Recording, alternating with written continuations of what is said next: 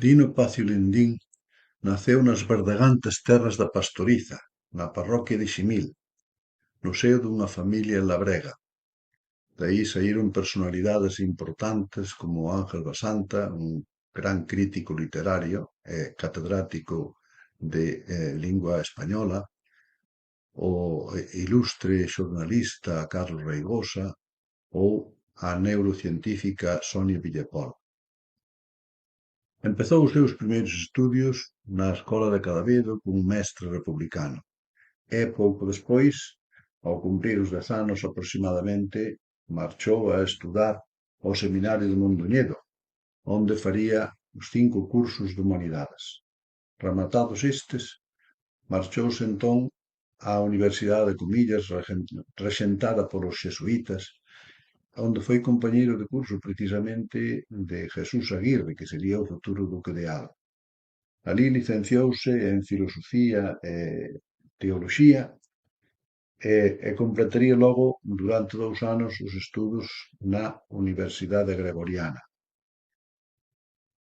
Despois pasou a Mondoñedo, aínda que tamén no Bran procurou logo estudar na Universidade de Friburgo, onde fixo os idiomas de inglés e alemán, que xunto co francés e o italiano eran idiomas que coñecía e dominaba perfectamente.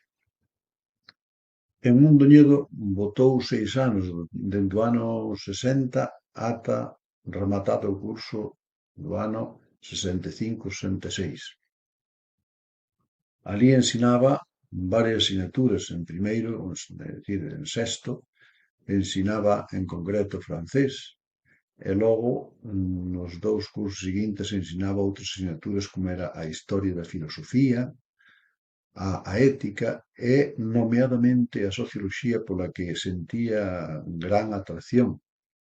El dábanos clases de Socioloxía e, certamente, poñía gran empeño nesa materia. Ao mesmo tempo, el, que facía de profesor e educador, tamén rexentaba unha parroquia, a parroquia de San Cosme de Galgao. É coñecido e sonado o discurso que ali pronunciou o día do patrón, que levaba por título Os santos non comen. Nel sinalábelles aos concurrentes, que eran fregueses e romeiros de distintas terras dos alrededores, que non debían traer, non necesitaban traer aqueles xamós, lacós, ovos, trigo e outras cousas que traían en oferta ao santo, posto que os santos non comían. E o crego tampouco os necesitaba. Eran eles os que os necesitaban máis e compría que os utilizasen en favor dos seus fillos para darlles unha educación. Aquilo levantou unha enorme poeira en toda a comarca, especialmente na Terra Chá, onde houve un crego que mesmo o ameaceu seriamente porque vía que remataba o seu negocio. Nestes momentos, a parte da súa labor docente, fai tamén unha gran labor de promoción social, tratando de encamiñar a que estudiasen mozos e mozas daquelas parroquias aos que levaba a estudar a Coruña ou a Lugo e buscáballes os medios económicos a través de axudas que lograba con familias ou con amigos e, por suposto, o que puñía tamén el do seu peto. Grazas a el, precisamente, un nutrido grupo de rapaces e rapazas lograron facer o bachillerato e algúns outros lograron rematar os seus graos na Universidade de Santiago, podendo optar logo a importantes postos de traballo e de responsabilidade. O seu traballo como profesor e formador era, dende logo, apaixoante. Lonxe da rutina, as súas clases eran sempre algo vivo e sabía conectar cos problemas da xuventude que empezaba a abrir os ollos a outra realidade distinta a que había en aquel momento nunha España cerrada. El facía que o ensino e o saber se prolongase fora das aulas, e así tiñamos reunións periódicas, coido que quincenais, onde, seguindo o libro de Charles Meller, Literatura e siglo XX, analizábamos unha boa parte da novela francesa, moi variada, desde autores católicos hasta a autores que estaban censurados polo réxime e pola Iglesia. Así falábamos ali de Bernanos, de Paul Claudel, de François Sagan, a obriña aquela Bonjour Tristesse que estaba prohibida pola censura, de Karl Marx, en concreto, manuscritos de Economía e Filosofía e o Manifesto Comunista, pois lograba traerse en francés a España e era obxecto de lectura e de estudio logo para as clases de socioloxía. Para completar esta tarefa educativa, durante o verán el desplazábase a Inglaterra, a Francia, a Alemaña e buscaba alá aloxamento e traballo para algúns estudantes que despois, que non solamente ali aprendían o idioma, senón que coñecían a outra xente e ganaban uns cartiños que viñan moi ben logo para o curso. De paso, eran eles os transmisores do que habían visto e das novas ideas que por Francia empezaban a estenderse e que logo nos comunicaban ao resto. Pódese dicir que durante o curso víamos a un Dino enormemente activo, inaccesible ao cansanzo e ao desalento, e sempre se vía, por tanto, traballando cando estaba parado con un libro debaixo do brazo que normalmente, en canto podía, pois poñíase a ler. El non era un home que deixase morrer os problemas, pola contra, sempre os miraba de fronte e sempre trataba de atoparlle solucións. Só sería un home intransixente ca folgazanería e ca mentira. E no traballo, el era o primeiro que daba exemplo. Como amante da socioloxía que era e que impartía ali, Dino gustáballe e analizaba moito o cambio social e, de feito, levaba á práctica as súas ideas. Cando había que cambiar algo, analizaba debidamente, compartía os seus amigos e compañeiros e, si se vía que aquilo era factible, non se quedaba dormido, senón que levaba adiante e cambiaba. Pódese dicir, en xeral, que Dino entrou nos anos 60, no ano 60 en concreto, nun seminario cunha mentalidade tridentina, pero cando saíu en xullo do 66, saíu nun seminario aberto ao mundo, un seminario reformado e cambiado, tanto en profesores como en materias que se daban e como en apertura, xa que os alumnos, para que perdesen o complexo, convalidaban os seus estudios a nivel civil. Nós, en concreto, fomos o primeiro curso que nos aventuramos a facer a reválida de sexto e o preuniversitario na universidade. Eso supuxo, a parte de levar as materias curriculares propias do último curso de filosofía, tamén preparar as materias específicas do preuniversitario, en concreto, especialmente o latín, que nos daba o profesor Bascuas, o francés máis específico que nos dira Dino Pacio, a historia da literatura española que dira don Uxío García Amor, a bioloxía, etc. Non? Nese curso houve un intenso esforzo por parte de profesores que xenerosamente dedicaron o seu tempo para prepararnos e por parte de nosa tamén que tuvemos que preparar casi un dobre curso.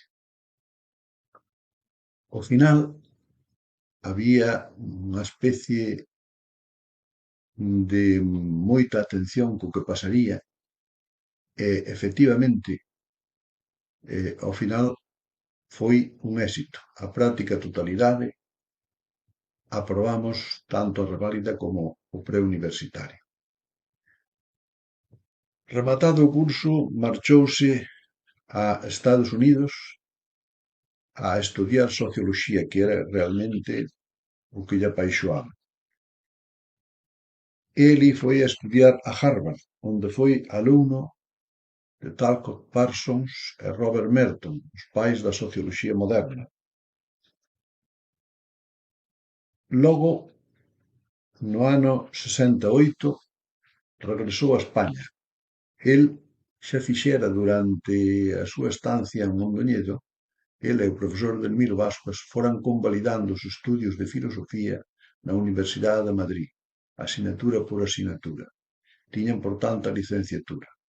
E agora, no ano 68, regresa de novo a España para vir a defender a tese de doutoramento que leva por título A nova linguaxe da poesía rock, onde analiza a obra de varios cantautores americanos como Bob Dylan, Jim Morrison ou Paul Simon. A defensa da tese dase nunha amplia aula da Facultade de Filosofía, onde existe tamén bastante público de xente xoven, antigos alumnos e amigos. E cando remata a tese, hai un forte aplauso, levántanse todos os asistentes, porque efectivamente aquelas ideas eran as ideas que conectaban ca xuventude, os ideais que esta tiña, non? E a Policía Nacional, que estaba fora da porta, entrou á aula e todo o mundo se calmou e se quedou mudo. Para celebrar esta tese acudiron a un piso, como sinala o poeta Álvarez Coqui, acudiron a un piso á calle de Cía Bermúdez. Alí estaban celebrando e de repente saíu dentro os asistentes unha persoa que non esperaban. Era nada menos que un policía secreto. Colleu os apuntes que tiña Digno encima dunha mesa, que era a súa tese de doutoramento, e ameazouno de morte si volvía a falar desas cousas. Evidentemente que acabou a festa e Dino entendeu que aquí en España el non podía estar. Marchouse entón de novo a Estados Unidos e foi ali profesor en varias universidades americanas, en concreto na Universidade de Rochester, na de Fordham e despois nas dúas de Nova York, na Universidade da Cidade de Nova York, a CUNY, e na Universidade do Estado de Nova York, a SUNY. Pero Digno, máis que o típico catedrático de universidade que se dedica a investigar e a escribir, Digno foi sempre un home de acción. De aí que, en vez de dedicar o tempo a sentarse a escribir, dedicouno a cambiar as cousas. En Nova York en concreto, pois fundou ali a Escola dos Apartamentos, vendo o problema que tiñan os hispanos que chegaban ali, os inmigrantes hispanos, que non sabían falar o idioma inglés, e iso impedílles atopar un posto de traballo digno. Entonces el foi cando funda a Escola dos Apartamentos, na cual hai un intercambio entre os estudiantes e os da universidade de fala inglesa e os americanos que non sabían falar. Utiliza como lema a letra con música entra, todos ensinan e todos aprenden. E neses intercambios que se fan, efectivamente, logra que esta xente vai a pouco integrándose e aprendendo o idioma. Esta escola de apartamentos daría lugar logo a outra xa máis importante, que sería o grupo Solidaridade Humana, un grupo que vai a contar xa cun programa aceptado e financiado xa pola Universidade do Estado de Nova York, a SANI, que vai a contar, por tanto, con fondos públicos. En algún momento chega a ter nada menos que 2000 alumnos. Digno é o profesor e o director desta fundación, chamémoslle. E todo vai indo ben ata que con Reagan suprímense todo tipo de fondos para programas bilingües, o cual deixa a Digno a máis o seu grupo na precariedade. Pero, lonxe de arredarse, el busca por mar e por terra, por donde faiga falta, busca fondos e consígueos para que este proxecto e esta xente poida seguir adiante. Como así sucedeu, e así continuou el traballando con estes grupos, xa consolidada a solidariedade humana, e aí traballou, digo, ata o ano 2000 en que se xubila. Tanto antes como despois de xubilado, fixo varios viaxes á súa terra natal, Galiza, onde se atopou con antigos alumnos, amigos e familias que o querían e o queremos. E o seguimos querendo.